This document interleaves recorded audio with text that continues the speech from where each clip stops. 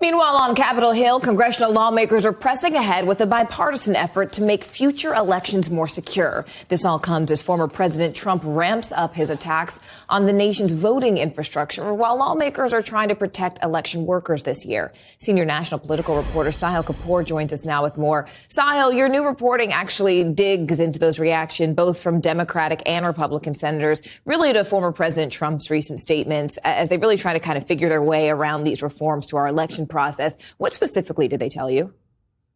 Well, specifically, they say the former president's antics have not had an impact in their negotiations. And that is significant because generally when Donald Trump decides to unload on a particular issue, starts to attack lawmakers by name, it tends to complicate what happens on Capitol Hill because many members of the Republican Party don't like to incur his political wrath. They don't like to upset his voters. But numerous key senators who are involved in these negotiations told us that he has not had an impact. That includes Susan Collins, who said, no, not really, when asked if he's having an impact. I asked Shelley Moore Capito, a West Virginia Republican, whether Trump's missives have affected or complicated their negotiations. She said it didn't really seem to. Tonight being last Tuesday when they met to discuss the way forward. So for now, senators have enough of a desire to move forward with these negotiations and to continue pursuing them.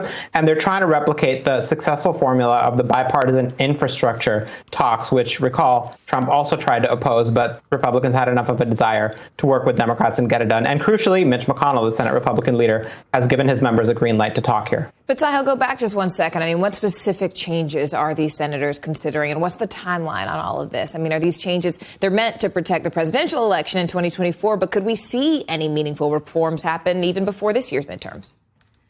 Well, the timing is unclear, but the goal is definitely for senators to get this done before the end of this year. Otherwise, the congressional session expires and they would have to start all over again. And what they're considering are changes to the Electoral Count Act, the 1887 law that would clarify that the vice president has no ability to unilaterally reject or refuse to count votes.